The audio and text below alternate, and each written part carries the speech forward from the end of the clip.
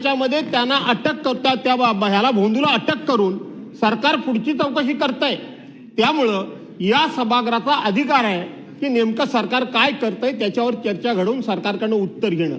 अध्यक्ष महोदय, याच्यामध्ये सरकारचा संबंध डायरेक्ट कसा आहे? याच्यामध्ये आयएएस अधिकारी, आयपीएस अधिकारी, पोलीस अधिकारी याच्यामध्ये आहेतच। सगळ्या पक्षाचे त्याच्यामध्ये लोकप्रतिनिधी आहेत। मी कुठल्या एका पक्षावर बोलत नाही, सगळ्या पक्षाचे लोकप्रतिनिधी आहेत, मंत्री आहेत त्याच्यामध्ये। या सगळ्या उद्योगामध्ये अध्यक्ष महोदय मंत्री आहेत। अध्यक्ष महोदय, पावसाळ्यामध्ये असाच एक प्रश्न उपस्थित झाला होता की नाशिकच्या एका हॉटेलमध्ये काही मंत्री हे अशा पद्धतीचे उद्योग करतायत आणि सरकारच्या वतीनं स्टेटमेंट केलं जातं की याच्यामध्ये कुठल्या प्रकारचं तथ्य नाही। सरकार कुठल्याही विषयाच्या शेवटात जाण्याच्या अगोदरच आपलं मत मांडतं। त्यामुळे सरकारकडून एक प्रकारचा त्या विषयामध्ये किंवा त्या चौकशीमध्ये अडथळा निर्माण होतो आणि चौकशीचा दिशा बदलते।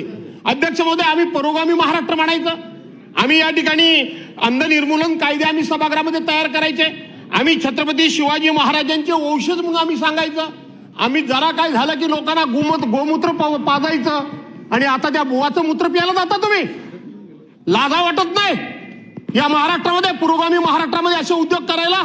भूत बाबा ज्या छत्रपतींचं नाव घेतात त्यांनी अमावस्या कधी बघितली नाही, त्यांनी पौर्णिमा कधी बघितली नाही, त्यांनी पितृपक्ष कधी बघितला नाही, त्यांनी कुडबुड्या ज्योतिष कधी बघितला नाही, गंडे दोरे अंगठ्या खडे हे कधी बघितले नाहीत। हे उद्योग कशाला करायला हवेत तुम्हाला अध्यक्ष महोदय? काय या नादाला लागता तुम्ही? तुमचा आदर्श लोकांनी समोर ठेवायचा, तुमचं अनुकरण करायचं, तुमचा आदर्श डोळ्यासमोर ठेवून आपलं जीवन जगायचं। त्या लोकांकडून जर अध्यक्ष महोदय हे उद्योग होत असतील तर अध्यक्ष महोदय सरकारनं या विषयामध्ये गांभीर्याने भूमिका घेतली पाहिजे। सन्मान्य सदस्य मला माहित आहे हा विषय अगोदर सांगतो आणि म्हणून अध्यक्ष महोदय आपण हा विषय गांभीर्याने घ्यावा अशी माझी विनंती आहे। सन्मान्य सदस्य विजय वडेट्टीवार साहेब, सन्मान्य सदस्य नानाभाऊ पाटोले साहेब, सन्मान्य सदस्य भास्कर जाधव साहेब यांनी जो आज माहिती आणि जो मुद्दा आज सभागृहात घेतलेला आहे त्या संदर्भात सरकारकडनं कारवाई चालू आहे। या संदर्भात आपल्या सगळ्यांनाही अवगत आहात आपण। या संदर्भात एफआयआर झालेला आहे, या संदर्भात संबंधित आरोपीला अटक करण्यात आलेली आहे। त्यामुळे आता या विषयावरती सबज्युडिस विषयावरती अजून चर्चा घडवून आणण्याची काही गरज नाहीये। आपण आपला बोलावं।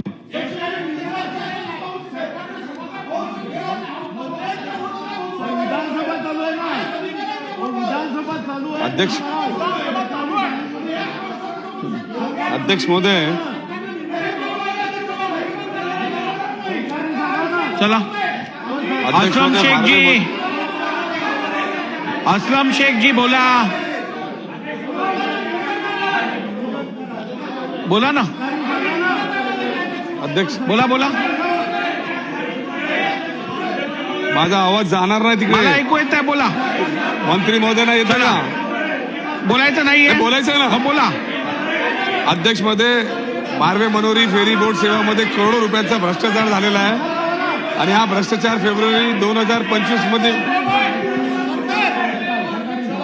आले।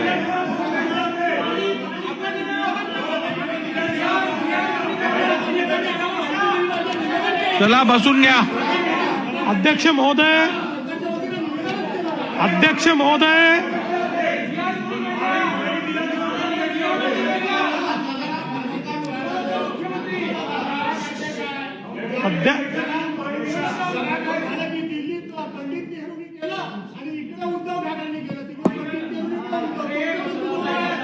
चला भास्करराव इकडे।